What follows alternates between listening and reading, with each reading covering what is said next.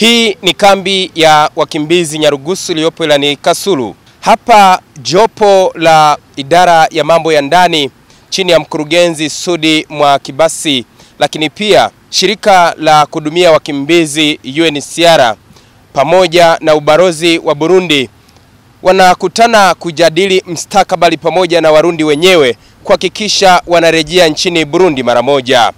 Hii ni kufuatia kusuasua kurudi kwa Warundi wanaohifadhiwa katika kambi za wakimbizi mkoani Kigoma, hasa kwa kambi ya Nyarugusu na Nduta. Na sasa serikali pamoja na Warundi wenyewe kwa maana ya serikali ya Burundi wanakuja na suluhisho kuhakikisha Warundi wanarudi nchini Burundi mara moja.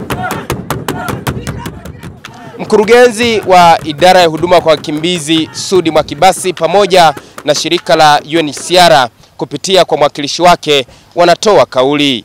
Zaidi ya 90% ya wakimbizi waliopo Nyarugusu na Nduta hawana sifa za msingi za kuwafanya waendelee kunufaika na hifadhi ya kimataifa, na hivyo wazazi kugeuka ni watu wa kuharibu maisha ya baadaye ya watoto wao. Serikali pia katika vikao vya kikanda na kimataifa muda wote iliomba kuungwa mkono kufuta hadhi ya wakimbizi kutoka Burundi kwa kuwa hakuna sababu za ukimbizi wao kwa sasa. Hata hivyo, mbali na jitihada hizo za serikali na katika kutambua jitihada za serikali ya Burundi kuleta amani na utulivu kwenye nchi hiyo, jumuiya ya kimataifa pia iliondolea Burundi vikwazo vya kiuchumi na kusafiri, nchi hiyo ikiwa ni ishara ya kuonesha kuridhishwa hatua ambazo zimeendelea kuchukuliwa na serikali ya Burundi.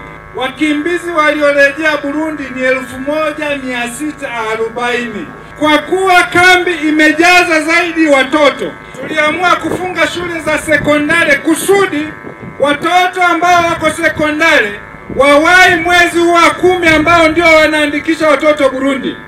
Tunakusudia pia, nataka niwaweke wazi kusudi msije mkasema hatukujiandaa. Mara zote tumesisitiza kwamba jiandikisheni muondoke kwa hiari. As Burundi is now internationally recognized as safe for return.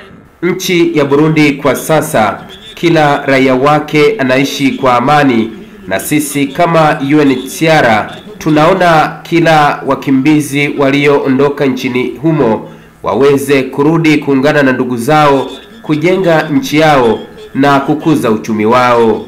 Mkuu wa mkoa wa Kigoma Balozi Simon Silo, ambaye amekuwa mgeni rasmi, ameendelea kusisitiza Warundi kurudi nchini Burundi kufuatia amani kuimarika na kabla ya kambi ambazo zinahifadhi wakimbizi kufungwa mara moja. Wengine wanapata ujuzi wa kilimo, nendeni mtumie ujuzi huo kwa manufaa yenu na nchi yenu. Haya mambo ya kupewa kila siku na wazungu yana mwisho. Ni wakati wetu sasa wa Afrika kujenga Afrika yetu. Hii kambi tuweke idara nyingine zifanye kazi zao. Mvuze ni mwahunzi gihuha kukubera. Nasema kwamba mlikimbia uoga au upepo kwa sababu waliotangaza kufanya mapinduzi walitangazia kwenye redio za vichochoroni za pembeni, hawakutangaza mapinduzi kwenye redio ya nchi.